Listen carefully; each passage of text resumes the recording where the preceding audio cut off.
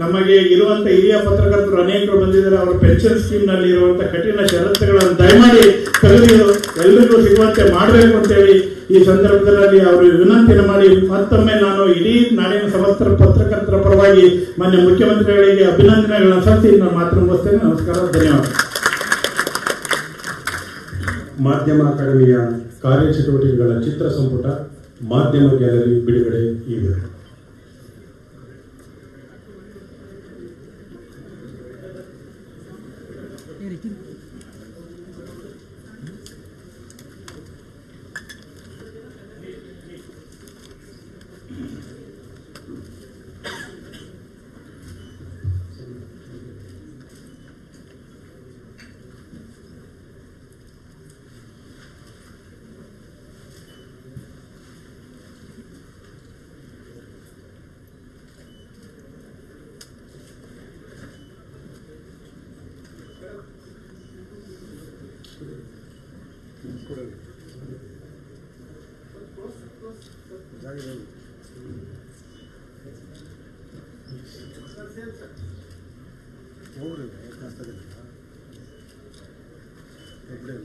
Thank you.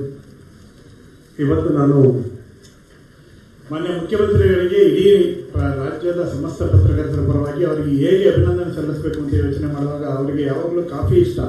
ಹಾಗಾಗಿ ನಾವು ಸಕಲೇಶ್ಪುರಕ್ಕೆ phone ಮಾಡಿ ಅಲ್ಲಿಂದ ಒಂದು ನೆನಪಿನ ಕಾಣಿಕೆ ಅಂತರಿಸಿದ್ವಿ. ಇಡೀ ನಾಡಿನ ಸಮಸ್ತ ಪತ್ರಕರ್ತರ ಪರವಾಗಿ ಬಸ್ ಪಾಸ್ ಯೋಜನೆಯನ್ನು ಜಾರಿ ಕೊಟ್ಟಿದ್ದಕ್ಕಾಗಿ, ಹಾಗೆ ಆರೋಗ್ಯ ವಿಮೆಯನ್ನು ಜಾರಿ ಕೊಟ್ಟಿದ್ದಕ್ಕಾಗಿ ಅವರಿಗೆ ಅಭಿನಂದನೆಗಳನ್ನು ಹೇಳಲಿಕ್ಕೆ ಬಯಸ್ತೇನೆ. ನಾಡಿನ ನಮ್ಮ KWJ ಪದಾಧಿಕಾರಿಗಳು ಮೇಲ್ಗಡೆ ಬರಬೇಕು ಅಂತೇಳಿ ವಿನಂತಿ ಮಾಡ್ತೇನೆ. Thank you.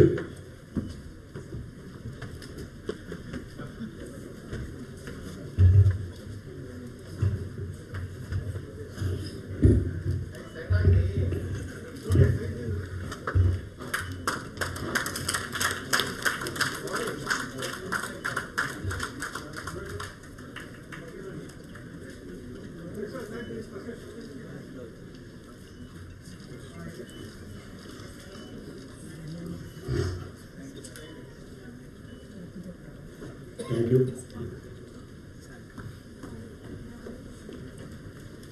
ಇವತ್ತು ನಾನು ಒಬ್ಬ ಕೆಟ್ಟ ಹುಡುಗನನ್ನ ಸಭೆಗೆ ಪರಿಚಯಿಸೋದಕ್ಕೆ ಇಷ್ಟಪಡ್ತೇನೆ. ಔಟ್ಲುಕ್ ಪತ್ರಿಕೆ ಒಂದು ದಶಕದ ಹಿಂದೆ ಬ್ಯಾಡ್ ಬಾಯ್ ಆಫ್ ಇಂಡಿಯನ್ ಜರ್ನಲಿಸಂ ಅಂತ ಬಣ್ಣಿಸಿದ್ದು ಪಿ ಸಾಯಿನಾಥ್ ಅವರನ್ನ. ಯಾಕೆ ಅವರು ಬ್ಯಾಡ್ ಬಾಯ್ ಅಂತಂದ್ರೆ, ಯಾವುದು ಇವತ್ತು ಮಡಿಲ ಮಾಧ್ಯಮ ಅಂತ ನಾವು ಹೇಳ್ತಾ ಇದ್ದೇವೆ, ಯಾವುದನ್ನ ಇವತ್ತು ಯಾರು ದುಡ್ಡು ಕೊಡ್ತಾರೋ ಅವರ ಪರವಾಗಿ ಬರೆಯೋದು ಅನ್ನೋದನ್ನ ಪೇಯ್ಡ್ ನ್ಯೂಸ್ ಅಂತ ನಾವೇನು ಗುರುತಿಸಿದ್ವಿ, ಅದನ್ನ ಮೊದಲು ಬಯಲಿಗೆಳೆದವರು ಪಿ ಸಾಯಿನಾಥ್ ಅವರು. ಆ ಪೇಯ್ಡ್ ನ್ಯೂಸ್ ಅನ್ನ ಬಯಲಿಗೆಳೆದ ಕಾರಣಕ್ಕಾಗಿ ಇಡೀ ದೇಶದಲ್ಲಿ ದೊಡ್ಡ ಗದ್ದಲ ಆರಂಭವಾಗಿ ಮತ್ತೆ ಪತ್ರಿಕೋದ್ಯಮದ ಬಗ್ಗೆ ಸಾಕಷ್ಟು ಚರ್ಚೆಗಳಾಗಿ ಪ್ರೆಸ್ ಕೌನ್ಸಿಲ್ ಆಫ್ ಇಂಡಿಯಾ ಅದರ ತನಿಖೆಗೆ ಒಂದು ಸಮಿತಿಯನ್ನು ರಚಿಸಬೇಕಾಗಿ ಬಂತು. ಪಿ ಸಾಯಿನಾಥ್ ಯಾಕೆ ಬ್ಯಾಡ್ ಬಾಯ್ ಆಫ್ ಇಂಡಿಯನ್ ಜರ್ನಲಿಸಂ ಅಂತಂದ್ರೆ, ಇವರು ಒಂದು ವರದಿ ಬಂದ್ರೆ ಅದು ಅನೇಕ ಸರ್ಕಾರಗಳಿಗೆ ತಲ್ಲಣವನ್ನು ಉಂಟು ಮಾಡುತ್ತೆ. ಅಷ್ಟೇ ಅಲ್ಲ, ಆ ಸರ್ಕಾರಗಳು ತಮ್ಮ ನೀತಿಯನ್ನ ಪುನರ್ ರೂಪಿಸಿಕೊಳ್ಳುವ ಹಾಗೆ ಅದು ಒತ್ತಾಯಿಸುತ್ತೆ. ಸೊ ಆ ರೀತಿಯಲ್ಲಿ ಪಿ ಸಾಯಿನಾಥ್ ಅವರ ಬರಹಗಳಿವೆ. ಪಿ ಸಾಯಿನಾಥ್ ಅವರು ಮ್ಯಾಗ್ಸೆಸೆ ಅವಾರ್ಡಿ, ಫುಕವೋಕಾ ಅವಾರ್ಡಿ, ಹೀಗೆ ಇಡೀ ದೇಶ ಮತ್ತು ವಿದೇಶದ ಸುಮಾರು 80 ಪ್ರಶಸ್ತಿಗಳನ್ನ ಪಡ್ಕೊಂಡಿರುವಂತವರು ಪಿ ಸಾಯಿನಾಥ್ ಅವರು. ಸೊ ಪಿ ಸಾಯಿನಾಥ್ ಅವರ 2 ವಿಚಾರಗಳನ್ನು ನಿಮ್ಮ ಮುಂದೆ ಮಂಡಿಸ್ತೇನೆ. ಒಂದು, ಮಾಜಿ ರಾಷ್ಟ್ರಪತಿಗಳಾದ ವಿ ಗಿರಿಯವರ ಮೊಮ್ಮಗ. ಅಷ್ಟೇ ಅಲ್ಲ, ಕರ್ನಾಟಕದ ನಂಟನ್ನು ಹುಡುಕಬೇಕು ಅಂತಂದ್ರೆ ಇವರ ತಾಯಿ ನಮ್ಮ ಕರ್ನಾಟಕದ ಬಳ್ಳಾರಿಯವರು. ಸೊ ಇಷ್ಟು ಮಾಹಿತಿಯನ್ನು ನಿಮ್ಮ ಮುಂದೆ ಇಡ್ತಾ ಪಿ ಸಾಯಿನಾಥ್ ಅವರು 15 ನಿಮಿಷಗಳ ಕಾಲ ನಿಮ್ಮ ಜೊತೆಗೆ ಮಾತಾಡ್ತಾರೆ. ಆನಂತರ ರಹಮತ್ ತರೀಕೆರೆ ಅವರು. P Sainath please.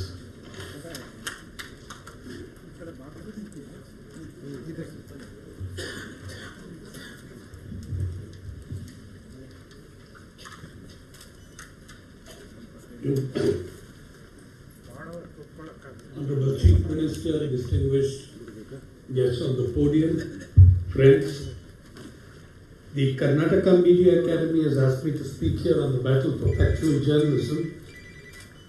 But we live in an era of many constructed alternative realities. the giant sections of the media, which are giant corporations, have built their own realities. So, whose facts are we debating? Whose realities are we reporting? It is a very big mistake to analyze the media as we would have done 40 years ago in terms of freedom of expression, democracy, fourth pillar, fourth estate of democracy. The media, the mainstream media, are corporate behemoths. They don't give a damn about democracy or anything else. Please first let us distinguish ourselves. There is a very big difference today, unlike 40 years ago, between media and journalism. These are two very different entities. Journalism is what guys like you and I do for a living. Media are corporations maximizing profit. They are reducing journalism to a revenue stream. In that, whatever reality they want to construct to serve the ruling power, they will do that. Let's be very clear about this. Media and journalism are two different things. I practice journalism. Let me tell you, to give you an understanding of what a large corporate phenomenon it is. Do you know the value of the Indian media? Listed media. The latest figure, March 31, 2025. The Indian media and entertainment industry, they are one industry, we all know that. You can't tell which is information and which is entertainment. The industry on March 31, 2025 is worth 2.51 trillion rupees, $30 billion US dollars. That too with the rupee being so low, but still 30 billion US dollars. In the next 18 months, it will reach $3.1 trillion. This is the fantastic value of the listed media in India. Now, in 2024, it was worth simple 2.1 trillion rupees. One transaction by one man increased the value of the Indian media by 33% when Mukesh Ambani merged Hotstar and Jio. The merger of Hotstar and Jio gave one individual control over 50 to 55% of all streaming in India and probably the subcontinent, because that is the throw and cast. One individual owns 70 major media outlets with a audience reach of 800 million. Okay? Now, his friend or rival has also begun his journey, Mr. Adani, and you can all see what has happened to NDTV in just 6 months to 1 year. So, please understand, we are dealing with corporations. Yeah? And don't penalize journalists for what corporations are doing. Now, the second part of it is that, most of you sitting here, you see ETV Kannada, my friends across the border see ETV Tamil, and they think that this is Enadu TV's Kannada branch. It's not. It's owned by Mr. Ambani. Except for the Telugu channels, all the other 90 channels of the ETV were sold to Mr. Ambani 20 years ago in a very interesting vehicle setup called Independent Media Foundation. Wow, independent. So please have no illusions who we are dealing with. When one individual probably accounts for 30% of the share of the total value of Indian media, you really have to wonder, what are we talking about?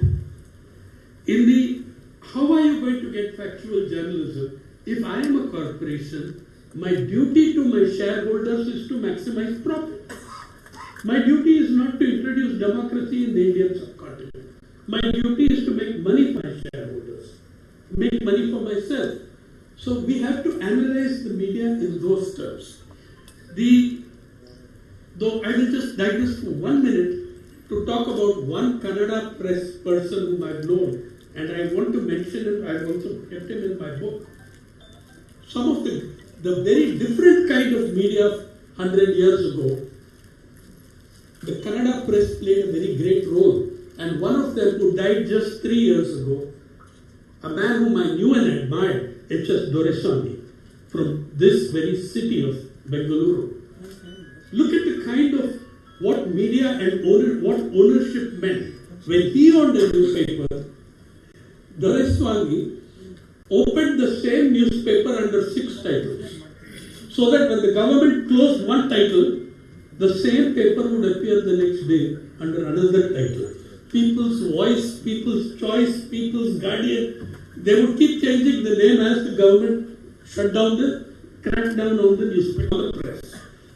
Yeah, so you had a very different, it has everything to do with who is owning the media, with the ownership of media, with monopolies. In the last 3 decades, there has been a convergence, non-technological convergence. Big media families have merged with big political families. You can look at that in PTV, you can look at that in whichever state you want, you will see that. You had big political families merging with big business families, and big business families going into both media and politics. The media of India today reflect brilliantly the inequalities of our society. You know, we are all boasting about, we have become the 4th largest economy in the world, yeah, overtaking Japan. Your 4th largest economy, your $4 trillion economy, 211 individuals, 211 billionaires out of a population of 1.4 billion are equal to the wealth, their wealth is equal to 25% of your GDP. 211 individuals. And in those, the top 10 individuals account for 35% of that, 25% of your GDP. So this is what your media, they are the same people who own your media. The media reflects the wealth inequalities perfectly. But what it does, fails to do, it will never reflect the diversities of this society. Corporations always seek homogenization. They have to sell products. They seek homogenization. They are anti-diversity by their nature. They are anti-diversity. Look, when we are talking about nationally, the media, the so-called national press, I am yet to see one thoughtful article. I am yet to see one thoughtful editorial. I'm not talking about very decent newspapers like Deccan Herald or others. I'm talking about the so-called national press. I have to see one thoughtful analysis on the language issue, on the imposition of Hindi, and why the southern states are resisting it. There is no such consideration of the feelings, the needs, the culture, the legacy of hundreds of millions of people. I'm very glad that the Karnataka government has taken a firm stand against the imposition of Hindi, and I think that's very good. But how is it represented in the media is another question altogether. Essentially, by the way, this wealth and media connection, it reflects in 2-3 propositions which I'll tell you. One, the richer the media get, the poorer their coverage becomes. The richer the media get, the poorer their coverage gets. Second, journalism is being reduced to a revenue stream. Third, corporate power is all deciding, all controlling in the media. Fourth, the Indian state, to my feeling in the last 30 years, is more and more functioning like an executive committee of corporate power in this country. When 211 individuals control 25%, equivalent of your GDP, the media, okay, when you have entered the market, the whole paid news scandal that Mohan mentioned, here is a problem. I say this in a considered way. Our media have a structural compulsion to lie. You are invested in the stock share bazaar. You are owning millions of shares in 25-30 companies. Your reporting can never expose those companies. Your reporting can never tell the people the truth about the market, because your money is there in billions of rupees. How will you ever tell the truth about the share bazaar? They are too invested in the share bazaar, in the market, to be able to tell you the truth about it. Now, every time I go to the media seminars and conferences, I hear the job of the media is to speak the truth to power. For me, this is a cliche. Our job is no longer just to speak the truth to power. First of all, that is very naive. When you tell me I should speak the truth to power, it is implying that power is very innocent and naive, and they don't know what's going on. Power knows much better than any journalist what is actually happening. Those in power know much better than us. But we are asked to speak the truth to power, as if they will listen to us and say, oh yes, we didn't know this, let us correct it. The real job of the journalist now is to speak the truth about power, constantly, incessantly, to speak the truth about power, the power structures that rule this country, who they are, what they are. As I said, by another proposition for you, the richer the media get, the poorer, the worse off the average journalist is. Between COVID-19 and now, more than 4,000 journalists have been sacked, retrenched, lost their jobs. I have been on a press council subcommittee looking at the retrenchment. We sent questionnaires to all the newspapers. You should see the arrogance with which they replied to us. Their lawyers replied, this is not the business of the press council. You are to worry about freedom of press. This is hiring practices of our company. What right do you have to touch? This is how they speak. That is the arrogance of corporate power. Okay, then ultimately, do you know, in fact, the Delhi Union of Journalists has filed an affidavit in the Supreme Court saying in 22 end, 3,500 journalists have lost their jobs, and 4 to 5 times that number of non-journalist media workers, cameramen, others, have also lost their jobs. Ultimately today, when you come to the issue of facts, we have 2 schools of journalism. There are many schools teaching journalism, but there are 2 schools of journalism. One is journalism, the other is stenography. Corporate media seeks to reduce journalists to stenographers of power. So we have to ask ourselves, do I want to be a stenographer or do I want to be a journalist? And then you will know which facts, which reality that you are going to be speaking about. And so, trying to understand Indian society's problems through the framework of media is a folly. They are trying to homogenize where they have diversity, but they reflect brilliantly the inequality, as I said. Look, one example you take. How did they cover the farmers' struggles in this country? The biggest legal, constitutional, peaceful, democratic protest in the world in 30 years was reported as destroying traffic. Actually, it was the government of India that dug trenches in the highway, national highway, not the farmers. That's how we reported the farmers' struggle, much larger than Occupy Wall Street or any other struggle that took place in the last 30 years. Why? If you went, as I spent many, many days in the camps at Singur, at Tikri, Ghaziabad, Ghazipur, Shahjahanpur, every second slogan was anti-Ambani, anti-Adani. That was never reflected in the media. That was never coming on television because Mr. Ambani is the biggest owner of media in this country. And what media he does not own, he is the biggest advertiser. Second, the other thing that the media have been doing because it's profitable for them to be tied with fundamentalist forces. I cannot recognize the Indian media of 50 years ago and today in terms of their fanning communal prejudice and hatred. It's also become a business tactic. It's also become a business model. It benefits them. They do it because there is profit.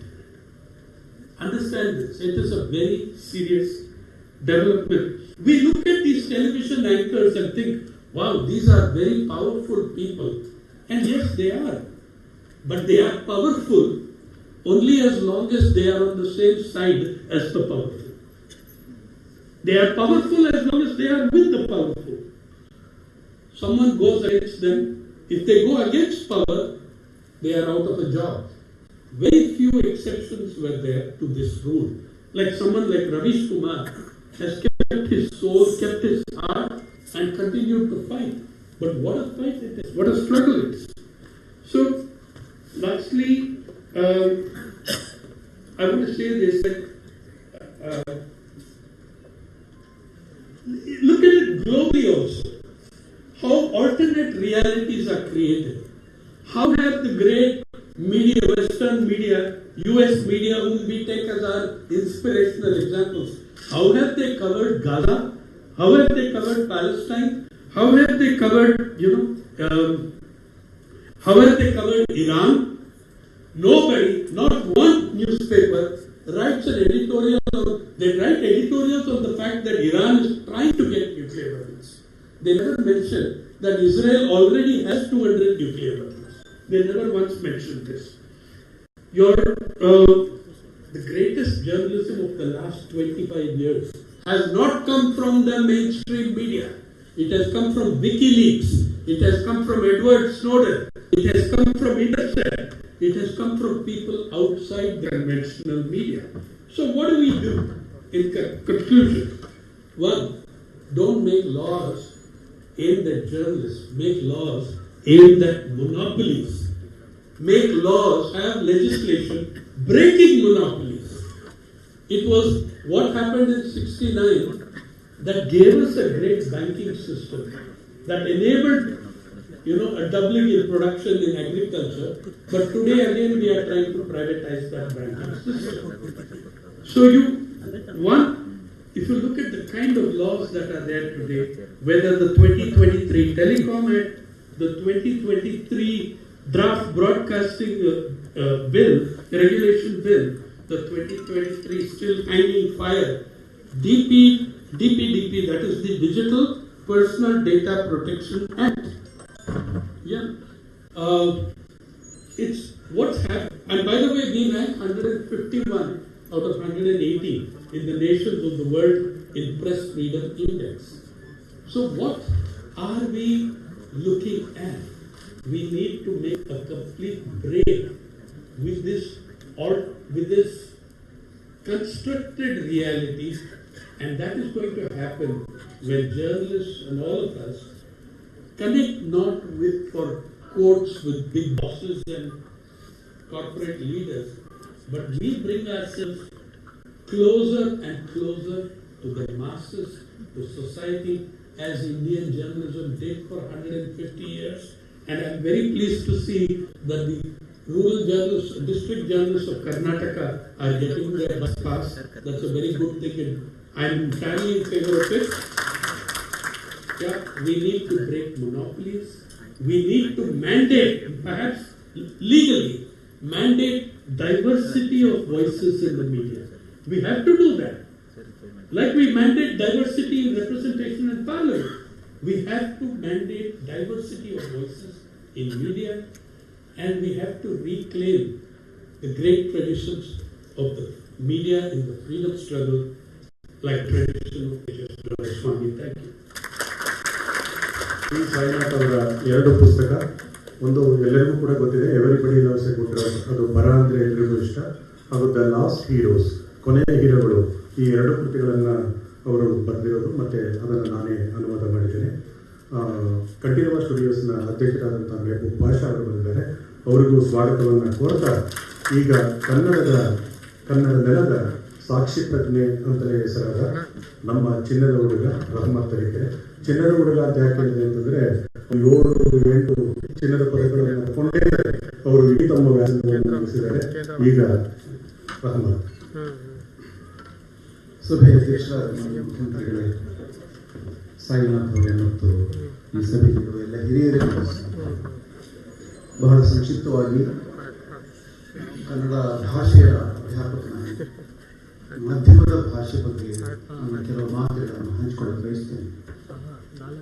ಇದು ಮಾಧ್ಯಮವನ್ನು ಕುರಿತ ಭಾಷೆ ಪ್ರಶ್ನೆ ಮಾತ್ರ ಅಲ್ಲ, ಭಾಷಣಕ್ಕೆ ಮಾತನ್ನು ಬಳಸುವ, ಬರಹಕ್ಕೆ ಅಕ್ಷರವನ್ನು ಬಳಸುವ ಎಲ್ಲರೂ ನನ್ನಂಥ ಲೇಖಕರನ್ನು ಒಳಗೊಂಡಂತೆ, ಮುಖ್ಯವಾಗಿ ಚರಿತ್ರೆಯ ಅಧ್ಯಾಪಕರು, ವಿದ್ವಾಂಸರು, ಇವರೆಲ್ಲರನ್ನು ಒಳಗೊಳ್ಳುವ ಒಂದು ಪ್ರಶ್ನೆ ಇದು ಅಂತ ಹೇಳಿ ನಾನು ತಿಳ್ಕೊಂಡಿದ್ದೇನೆ.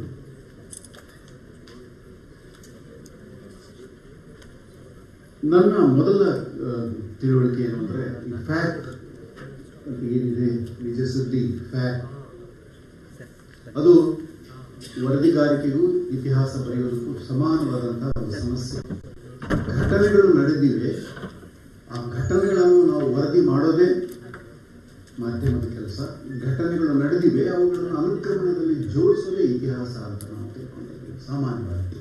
ಹಾಗಲ್ಲ, ಘಟನೆಗಳು ನಡೆದಿವೆ, ಅದನ್ನು ಬೇರೆ ಬೇರೆ ದೃಷ್ಟಿಕೋನಗಳಿಂದ ನೋಡುವ ಜನ ಇದ್ದಾರೆ. ಅವರು ಅದನ್ನು ವಿಶ್ಲೇಷಣೆ ಮಾಡಿ, ವ್ಯಾಖ್ಯಾನ ಮಾಡಿ, ಒಂದು ಹೊಸ ಸತ್ಯವನ್ನು ಸೃಷ್ಟಿ ಮಾಡ್ತಾರೆ. ಅದೇ ಇತಿಹಾಸ, ಅದೇ ವರದಿ. ಅದರಿಂದ ಫ್ಯಾಕ್ಟನ್ನು ಪತ್ರಿಕೆಗಳಲ್ಲಿ, ಮಾಧ್ಯಮಗಳಲ್ಲಿ ಹುಡುಕಬಾರ್ದು, ಇತಿಹಾಸದ ಪುಸ್ತಕಗಳಲ್ಲೂ ಹುಡುಕಬಾರ್ದು. ಅವುಗಳ ವ್ಯಾಖ್ಯಾನ ಇದೆ. ವ್ಯಾಖ್ಯಾನ ಅಂದ್ಕೊಳ್ಳೆ ದೃಷ್ಟಿಕೋನ ಬರ್ತದೆ, ಮತ್ತು ಆ ದೃಷ್ಟಿಕೋನ ಸಮೇತವಾದ ವ್ಯಾಖ್ಯಾನವನ್ನು, ವಿಶ್ಲೇಷಣೆಯನ್ನು ಯಾವ ಭಾಷೆಯಲ್ಲಿ ಅಭಿವ್ಯಕ್ತಿ ಮಾಡ್ತಿದ್ದಾರೆ, ನಾನು ಆ ಭಾಷೆಯ ಅಂಶವನ್ನು ಮಾತ್ರ ಇವತ್ತು ಚರ್ಚೆಯನ್ನು ಮಾಡೋದಕ್ಕೆ ಬಯಸ್ತೇನೆ. ಒಂದು ಯುದ್ಧ ನಡೆದಿದೆ ಅಂದರೆ ಆ ಯುದ್ಧಕ್ಕೆ ಬೇರೆ ಬೇರೆ ದೃಷ್ಟಿಕೋನಗಳು ವರದಿಗಾರರಲ್ಲಿ ಇರಕ್ಕೆ ಸಾಧ್ಯ ಇದೆ. ಮಿಸೈಲ್ ಎಷ್ಟು ಕರಾರುವಕ್ಕಾಗಿ ಹೋಗಿ ಹೊಡೆದಿದೆ ಎಂಬ ತಂತ್ರಜ್ಞಾನದ ಪ್ರಶ್ನೆಯನ್ನು ಯಾರೋ ಒಬ್ಬರು ಚರ್ಚೆ ಮಾಡಬಹುದು. ಯುದ್ಧದಲ್ಲಿ ಸ್ಟ್ರಾಟಜಿ ಏನು ಅಂತ ಯಾರೋ ಒಬ್ಬರು ಪ್ರಶ್ನೆ ಮಾಡಬಹುದು. ಮಿಸೈಲು ಅಥವಾ ಬಾಂಬು ಬಿದ್ದಾಗ ಆ ಕುಟುಂಬ, ದೇಹ ಹೇಗೆ ಛಿದ್ರ ಆಗ್ತದೆ, ಯುದ್ಧದಲ್ಲಿ ಸೈನಿಕ ಸತ್ತರೆ ಆ ಕುಟುಂಬ ಹೇಗೆ ಅನಾಥ ಆಗ್ತದೆ ಅನ್ನೋ ದೃಷ್ಟಿಕೋನದಿಂದ ಕೂಡ ವರದಿ ಮಾಡಬಹುದು. ಫ್ಯಾಕ್ಟ್ ಒಂದೇ, ಯುದ್ಧ ಒಂದೇ, ಅದಕ್ಕೆ ನೋಡ್ತಿರೋ ದೃಷ್ಟಿಕೋನಗಳು, ವ್ಯಾಖ್ಯಾನಗಳು, ಅವುಗಳಿಗೆ ಬಳಸ್ತಿರೋ ಭಾಷೆ ಭಿನ್ನವಾಗಿದೆ. ಈ ಭಾಷೆ ಇದೆಯಲ್ಲ, ಇದೇ ಪೊಲಿಟಿಕ್ಸ್ ಅಂತ ಹೇಳಿ ನಾನು ಯಾವಾಗಲೂ ಹೇಳ್ತಿದ್ದೇನೆ. ಅದರಿಂದ ನಮ್ಮ ತತ್ವಶಾಸ್ತ್ರದಲ್ಲಿ ಸತ್ಯ ಅನ್ನೋದು ಬಹಳ ಇರುವುದು, ಒಂದು ಅಬ್ಸಲ್ಯೂಟ್ ಟ್ರೂತ್ ಅನ್ನೋದು ಇರೋಲ್ಲ. ಆ ಸತ್ಯಕ್ಕೆ ಹಲವು ಮುಖಗಳು ಇರ್ತವೆ. ಆ ಹಲವು ಮುಖಗಳನ್ನು ಕುರಿತು ನಾವು ನಮಗೆ ಎಚ್ಚರ ಇರಬೇಕು ಅನ್ನೋದೇ ಬಹಳ ಮುಖ್ಯವಾದ ಒಂದು ಸಂಗತಿ. ಒಂದು ಘಟನೆ ನಡೆದ್ರೆ ಒಂದು ರೈತಾಪಿ ದೃಷ್ಟಿಕೋನ ಹೊಂದಿರೋಕ್ಕೆ ಸಾಧ್ಯ ಇದೆ, ದಲಿತ ದೃಷ್ಟಿಕೋನ ಹೊಂದಿರೋಕ್ಕೆ ಸಾಧ್ಯ ಇದೆ, ಹೆಣ್ಣಿನ ದೃಷ್ಟಿಕೋನ ಹೊಂದಿರೋಕ್ಕೆ ಸಾಧ್ಯ ಇದೆ, ಆದಿವಾಸಿಗಳ ದೃಷ್ಟಿಕೋನ ಇರೋಕ್ಕೆ ಸಾಧ್ಯ ಇದೆ. ಯಾವ ದೃಷ್ಟಿಕೋನಗಳು ಮಾಧ್ಯಮದಲ್ಲಿ ರೆಪ್ರೆಸೆಂಟ್ ಆಗ್ತಾ ಇದೆ, ಯಾವ ಭಾಷೆಯಲ್ಲಿ ಆಗ್ತಿದೆ ಅನ್ನೋ ಪ್ರಶ್ನೆಯನ್ನು ಒಂದು ಜಾಗೃತ ನಾಗರಿಕ ಸಮಾಜ ಯಾವಾಗಲೂ ಕೇಳ್ಕೊಳ್ಬೇಕು ಅಂತ ಹೇಳಿ ನಾನು ಭಾವಿಸಿದ್ದೇನೆ. ಹೀಗಾಗಿ ಸರ್ವಸಮ್ಮತ ಸತ್ಯವೊಂದು ಇತಿಹಾಸದ ಕೃತಿಗಳಲ್ಲೂ ಇರೋಲ್ಲ, ಮಾಧ್ಯಮದ ವರದಿಗಳಲ್ಲೂ ಕೂಡ ಇರೋಲ್ಲ. ಒಂದು ರಿಲೇಟಿವ್ ಸತ್ಯ ಇರ್ತದೆ, ಮಗ್ಗಲು ಸತ್ಯ ಇರ್ತದೆ. ನಾವೆಲ್ಲ ಕೇಳ್ಕೊಳ್ಬೇಕಾದ ಪ್ರಶ್ನೆ, ಅಧ್ಯಾಪಕನಾಗಿ ನಾನು ಕೂಡ ಯಾವ ಸತ್ಯದ ಮಗ್ಗಲನ್ನು ನಾನು ನನ್ನ ಉಪನ್ಯಾಸದಲ್ಲಿ, ಬರಹದಲ್ಲಿ ಪ್ರತಿಪಾದಿಸ್ತಾ ಇದ್ದೇನೆ ಅನ್ನುವಂಥದ್ದು.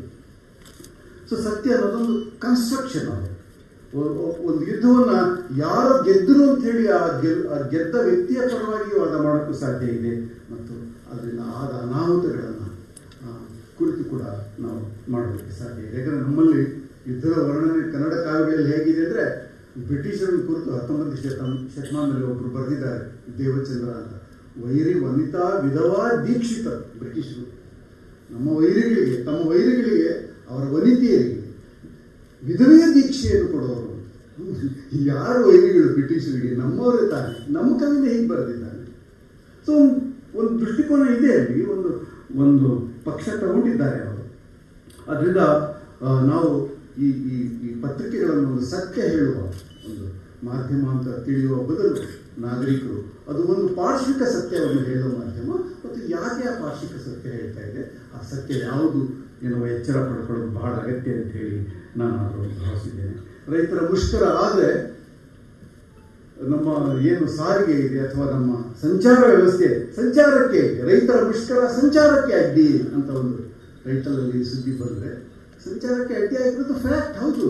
ಆದರೆ ರೈತರು ಯಾಕೆ ಮುಷ್ಕರಕ್ಕೆ ಬಂದಿದ್ದಾರೆ, ಅವ್ರ ಕಷ್ಟ ಏನು ಅನ್ನೋದು ಇಲ್ಲದೆ ಹೋದರೆ ಅದು ಒಂದು ಪರವಾಗಿ ನಿಂತಿದೆ ಮತ್ತು ಅದು ಅಸತ್ಯವನ್ನೇ ಅದು ಹೇಳ್ತಾ ಇದೆ ಅಂತಲೇ ನಾವು ಭಾವಿಸಬೇಕಾಗಿದೆ. ನಾನು ನನ್ನ ಫೇಸ್ಬುಕ್ನಲ್ಲಿ ಒಂದು ಚರ್ಚೆ ಮಾಡಿದೆ. ಒಂದು ತರಗತಿಯ ಕೋಣೆಯಲ್ಲಿ ಸಗಣಿ ಬೆಳೆದ್ರೆ ಏರ್ ಕಂಡೀಷನ್ ಕೆಲಸ ಮಾಡ್ತದೆ ಅಂತ ಒಬ್ಬ ಟೀಚರ್ ಬಳಸಿದ್ರು. ಅದನ್ನು ವಿದ್ಯಾರ್ಥಿಗಳು ವಿರೋಧಿಸಿ ಅವ್ರ ಮನೆಗೆ ಹೋಗಿ ಸಗಣಿ ಬಳಸಿ ಪತ್ರಿಕೆಗಳು ಹೇಗೆ ವರದಿ ಮಾಡಿದ್ರು, ಅವ್ರು ಬಳಸಿದ ಭಾಷೆ ಆ ಸಗಣಿ ಬೆಳೆದ್ರಲ್ಲ, ಅವರು ಸಗಣಿಯನ್ನು ಲೇಪಿಸಿದರು. ಸೀದೆ ವರ್ಬ್ ಕ್ರಿಯಾಪದ ಸಗಣಿ ಲೇಪಿಸಿದರು. ಈ ವಿದ್ಯಾರ್ಥಿಗಳು ಮಾಡೋದಕ್ಕೆ ವಿರೂಪಗೊಳಿಸಿದರು, ಆಕೆಯ ಮನೆಯನ್ನು ವಿರೂಪಗೊಳಿಸಿದರು. This is politics of language. Fact ಅನ್ನ ಹೇಳ್ತಾ ಇದೆ, ಆದರೆ ಒಂದು ವ್ಯಾಖ್ಯಾನ ಮಾಡ್ತಾ ಇದೆ. ನಮ್ಗೆ ಬಹಳ ಸ್ಪಷ್ಟವಾಗಿ ಗೊತ್ತಾಗ್ತದೆ ಯಾರ ಪರವಾಗಿ ಈ ಭಾಷೆ ಇದೆ, ಯಾರ ದೃಷ್ಟಿಕೋನ. ಅನೇಕ ಸಲ ಸಾವುಗಳನ್ನು ಮಟಾಶ್ ಅನ್ನೋ ಶಬ್ದ ಬಳಸ್ತಾರೆ. ಭಾಷೆ ಅಶ್ಲೀಲ ಆಗೋದು ಬೈದನ್ನು ಬಳಸೋದ್ರ ಮೂಲಕ ಅಲ್ಲ, ಅಸಹನೆಯಿಂದ, ಅಮಾನುಷತೆಯಿಂದ ಭಾಷೆ ಅಶ್ಲೀಲ ಆಗೋದು ಕೆಟ್ಟ ಬೈಗಳು ಬಳಸೋದ್ರಿಂದ ಅಲ್ಲ. ಆ ಭಾಷೆಯನ್ನು ಬಳಸುವವರ ಹೊಟ್ಟೆಯಲ್ಲಿರುವ ದ್ವೇಷ ಇದೆಯಲ್ಲ, ಅದು ಭಾಷೆಯನ್ನು ಮಲಿನ ಮಾಡ್ತಾರೆ. ಕನ್ನಡ ಭಾಷೆ ಕಳೆದ 20 ವರ್ಷಗಳಲ್ಲಿ 30 ವರ್ಷಗಳಲ್ಲಿ ಮಾಧ್ಯಮಗಳು ಮಾಡಿರುವಷ್ಟು ಮಾಲಿನ್ಯ, ಭಾಷಾ ಮಾಲಿನ್ಯ ಯಾರೂ ಮಾಡಿರಬೇಕು ಅಂತೇಳಿ ನನಗೆ ಯಾವಾಗಲೂ ಅನಿಸ್ತಾ ಇದೆ. ಎಷ್ಟು ಜೆಂಡರ್ ಇನ್ಸೆನ್ಸಿಟಿವ್ ಇರ್ತದೆ ಅನ್ನೋದು ನಾವೆಲ್ಲರೂ ಬಲ್ಲೆವು. ವಿಜಯಮಯ ಪ್ರೇಮ ಮತ್ತು ಈ ಥರದ ಇವುಗಳನ್ನು ದೃಶ್ಯ ಮಾಧ್ಯಮಗಳು ಆ ಪ್ರೇಮದಿಂದ ಪತಿಯನ್ನು ಬಿಟ್ಟು ಹೋದ ಹೆಣ್ಮಗಳ ಬಗ್ಗೆ ಎಷ್ಟು ಹೀನವಾದ ಭಾಷೆ. ಓಡಿ ಹೋದಳು, ಅವಳೇ ಓಡಿ ಹೋಗಿರಲ್ಲ, ಸಾಕಾಗಿ ಗಂಡನಿಂದ ಅವಳು ಟಾಟ ಮಾಡಿ ಹೋಗಿರ್ತಾಳೆ. ಒಂದು ಹೆಣ್ಣು ಯಾಕೆ ಈ ಸಂಸಾರದ ಈ ಬಂಧನದಿಂದ ಆಚೆ ಹೋಗ್ತಾರೆ ಅನ್ನೋದನ್ನ ಸಹಾನುಭೂತಿಯಿಂದ ಅರಿಯೋಕ್ಕೆ ಸಾಧ್ಯನೇ ಇಲ್ಲ. ಓಡಿ ಹೋದಳು ಅನ್ನೋ ಶಬ್ದ ಯಾಕೆ ಬಳಸ್ತಾ ಇದ್ದೀವಿ ನಾವು? ಸೊ ಭಾಷೆ ಅನ್ನೋದು ಒಂದು ನಿರ್ದಿಷ್ಟ ದೃಷ್ಟಿಕೋನವನ್ನು ಪ್ರತಿಪಾದಿಸ್ತದೆ ಅನ್ನೋದು ನಾವೆಲ್ಲರೂ ಮತ್ತೆ ಮತ್ತೆ ತಿಳ್ಕೊಳ್ಬೇಕಾದ ಒಂದು ಸಂಗತಿ. ಇವಾಗ ಪೋಸ್ಟ್ ಟ್ರೂತ್ ಅಂತ ಒಂದು ಪರಿಕಲ್ಪನೆ ಬಂದಿದೆ. ಭಾವನಾತ್ಮಕವಾಗಿ ಒಂದು ರಾಜಕೀಯ ಸಿದ್ಧಾಂತಕ್ಕೆ, ಪಕ್ಷಕ್ಕಾಗಿ ಸತ್ಯವನ್ನು ತಿರುಚುವ ಈ ಏನು ಕೆಲಸ ಇದೆ, ಇದನ್ನು ಪೋಸ್ಟ್ ಟ್ರೂತ್ ಅಂತ ಕರೀತಾರೆ. ಪೋಸ್ಟ್ ಟ್ರೂತ್ನ ಕಾಲದಲ್ಲಿ ನಾವು ಬದುಕ್ತಾ ಇದ್ದೀವಿ. ಫ್ಯಾಕ್ಟ್ ಚೆಕ್ ಮಾಡೋಕ್ಕೆ ಒಂದು ಚಾನಲ್ ಶುರು ಮಾಡಬೇಕು. ಕೆಲವು ಪತ್ರಿಕೆಗಳಲ್ಲಿ ಫ್ಯಾಕ್ಟ್ ಚೆಕ್ ಮಾಡೋಕ್ಕೆ ಒಂದು ಸಣ್ಣ ಅಂಕಣ ಕೂಡ, ಒಂದು ಜಾಗ ಕೂಡ ಮಾಡಿದ್ರು. ಫ್ಯಾಕ್ಟ್ ಚೆಕ್ ಮಾಡೋಕ್ಕೆ ಒಂದು ಕಾಲಮನ್ನು, ಒಂದು ಅಂಕಣವನ್ನು ಶುರು ಮಾಡೋದೇ ಪತ್ರಿಕೋದ್ಯಮ ಅಥವಾ ಮಾಧ್ಯಮ ಎಷ್ಟು ಅಧಪತನಕ್ಕೆ ಇಳಿದಿದೆ ಅನ್ನೋದರ ಸಂಕೇತ ಅಂತ ಹೇಳಿ ನಾನಾದರೂ ಭಾವಿಸ್ತೇನೆ. ಹೀಗಾಗಿ ಭಾರತದಲ್ಲಿ ಇವತ್ತು ಜನ ಮಾಧ್ಯಮದ ಬಲಿಪಶುಗಳು, ಯುದ್ಧದ ಬಲಿಪಶುಗಳ ಬಗ್ಗೆ ಕೇಳಿದ್ದೀವಿ. ಸಾಯಿನಾಥ್ ಅವರು ಕಾರ್ಪೊರೇಟ್ ಶಕ್ತಿಗಳ ಬಲಿಪಶುಗಳ ಬಗ್ಗೆ ಮಾತಾಡಿದರು. ನಮ್ಗೆ ಗೊತ್ತಿದೆ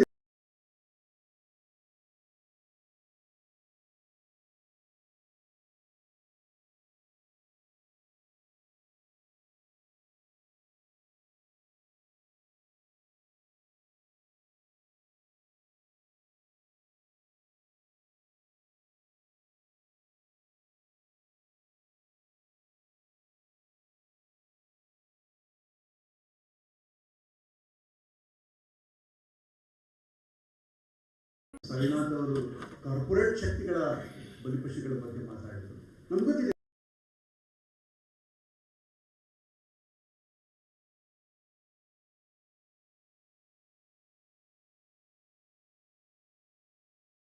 ಸಾಯಿನಾಥ್ ಅವರು ಕಾರ್ಪೊರೇಟ್ ಶಕ್ತಿಗಳ ಬಲಿಪಶುಗಳ ಬಗ್ಗೆ ಮಾತಾಡಿದರು. ನಮ್ಗೆ ಗೊತ್ತಿದೆ